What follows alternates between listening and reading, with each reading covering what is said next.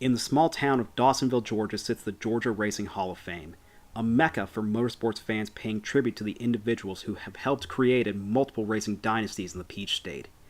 Of course, when speaking of racing in Dawsonville, the obvious association is the Elliott family, and their stature looms tall in this building, with much of Bill, Chase, and beyond represented within these walls, showing how the world of motorsports was forever changed within these mountains. I know I use NASCAR to open these videos a lot, but trust me, it'll become relevant here in a moment. Take a short drive over to the neighboring town of Gainesville, sits the local dealership branch for GM and Chevrolet, something that many towns have across the US. However, what makes this both special and relevant to the story is the name, Hardy.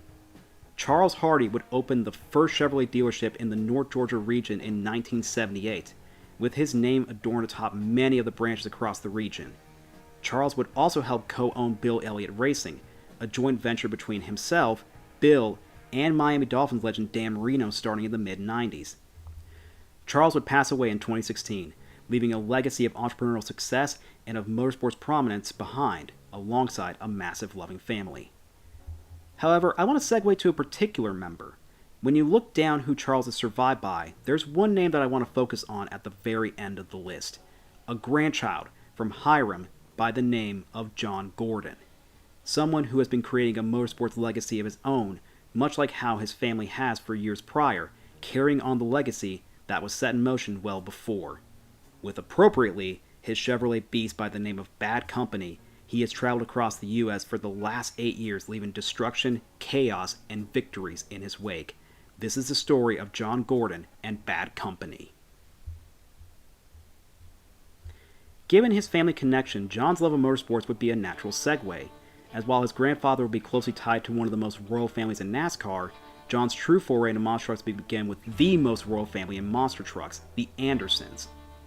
John, with his Chevrolet SSR mud truck called Bone Collector, would race and perform across the southeast US, including in Dennis Anderson's Muddy Motorsports Park, a venue on the Digger compound in Kill Devil Hills, which would feature the Anderson clan in their own respective mud trucks like Kingsling, Bog Hog, and Adam Anderson's Bad Company. Whether this be a direct influence or coincidental is up for debate. What isn't coincidental, however, is how John will begin making connections in the sport, and by 2016 will be drafted to the crew for Ryan Anderson in Son of a Digger. Looking back in retrospect, a team with both him and Brandon Vincent is a borderline dream team, and John's presence would definitely be a role in the success that team had, with many stadium wins and being on the crew during Ryan's first World Championship in 2017. This would definitely help cement his reputation as one of the most successful teams at the time. However, as we have seen many times in the sport with many a crew chief, including the aforementioned Mr. Vincent, a spin-off was a possibility, and when Gary Schott Jr.'s Hooligan truck went up for sale that same year, John saw a chance. October 2017. In the closing days of that season for Monster Truck Throwdown, the tour would head to the Piedmont Dragway in Julian, North Carolina. There would be for the first time Bad Company, a new ride with John behind the wheel. The piece in itself was pretty state-of-the-art for the time, and really with Hooligan only doing a handful of events prior to the sale, it was relatively brand new too. However, a piece is only as good as its driver, and John proved that right off the bat. Some insane freestyles and racing wins on the books put him on the radar quickly. This arguably could be called one of the greatest debuts in monster truck history, or at the very least for the 2010s.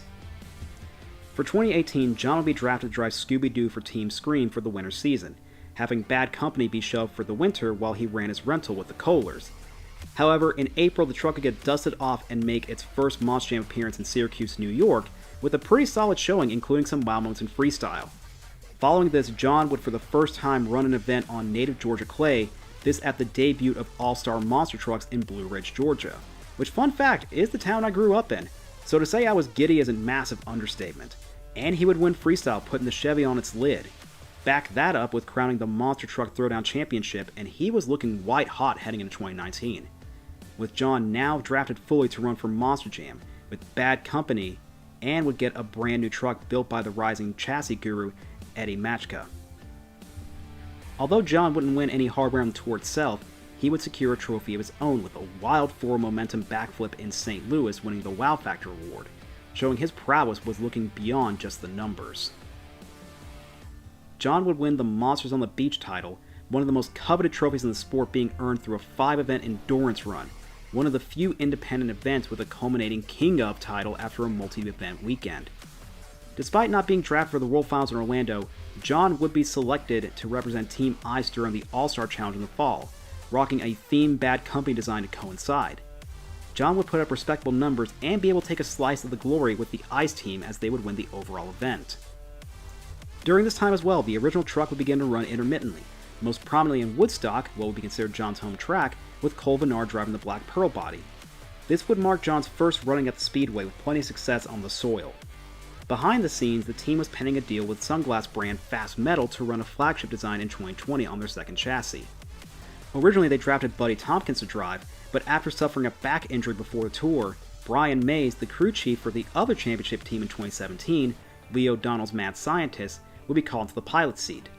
John would finish the truncated tour with an impressive 6th, jumping up 6 places from where he was in 2019. The team would run intermittently across 2020, with his Team Ice compatriot Cody Saucier now running Fast Metal as he would for the next 2 years. While not being selected for the 2021 Championship Series, John would be drafted to compete at the inaugural Monster Jam at Atlanta Motor Speedway. In a serendipitous connection, he would debut a new Hardy Chevrolet sponsorship body, where his grandfather before him would call over in NASCAR. John would take the spirit of the patriarch and secure a popular freestyle victory during the final event, his first major stadium victory.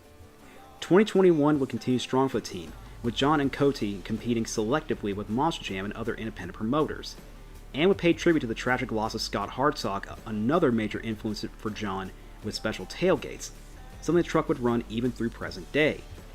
2022 looked to be a big year for the team as John would now be running solo, with Cody brought back into the fold at FELD Motorsports now piloting Dragon. More hardware would follow with some insane runs in Minneapolis and Arlington, and perhaps it would be the back off this success where he would be drafted for the first time in the World Finals as a competitor, debuting a new orange design that he would run to a very impressive 4th place finish in freestyle. For the New Orleans show, John would unveil for what would be the only time a new truck, Blown Money, named after one of his original mud trucks with Samson driver Rick Steffens behind the wheel. Following this, however, in an ironic conclusion, the original Bad Company truck would be sold back to Gary Schott Jr., where as of writing the script has re-debuted as Hooligan. John would score a full sweep of another Crown Jewel event, the Back to School Bash in Charlotte that August, including one of his best freestyles to date. For 2023, John would show how well-rounded he was by securing 3 racing wins on the season, and would match his standings of 7th for the year, running both a black body and a wild holographic body that would debut in Nashville, and he would continue to look strong, including strong performances both on and off the Monster Jam circuit. For the second half of the year, John would primarily run a black design before segueing full-time to 2024 to the holographic body. The announcement of the schedule would come out, and wouldn't you know it, Atlanta was back on the cards for the first time since 2021. Despite not winning any major events, John still showed consistency on a strong tour, including Atlanta now running a new design calling back to the Hardy body that we saw in 2021. Although John wouldn't make the World Finals, he would secure big wins in familiar territory, Virginia Beach and the Charlotte Motor Speedway. This is where we intersect with the previous video, Dixie Speedway. John would make his return to the nearest track home, fittingly making it the 3rd speedway I would see John and Bad Company at. With the announcement of John not competing with Monster Jam next year, this does raise a question of where things will go from here. John has been segueing into drag racing in parts. He may run more of a partial schedule or move disciplines full time. I covered this in my Dixie Speedway video, but that really was a large part of why I went this past September. I don't know if and when I'll get to see Bad Company live again, which ties into a greater point of not letting opportunities to see your favorite drivers in person pass up. But that's a topic for another day. What isn't a question is the legacy he's built. John has made it clear through his bios and social media that his grandfather Charles is one of, if not his single biggest inspiration, a man that he looked up to through his entire life. While I don't wish to speak for the man, I would definitely say Charles be proud of the legacy his grandson has carved. John, from the first time in the seat, has been a barn burner, and as we puncture 2025, he hasn't waned on that yet. Circling back to the Hall of Fame, although stock car and drag racers have been honored the most, I would like to make a case for if any drivers and monsters deserve a spot, it's John. In a state where, while we have had some legends like Ben and Clark, we hadn't had as much of a breadth as our neighbors North Carolina and Florida, but John has helped make up for that significantly. Where he goes from here regardless, he's helped the Peach State make its mark in the sport, much like his grandpa did for years himself. But anyways, I've gone off track, and I'll see you all next time.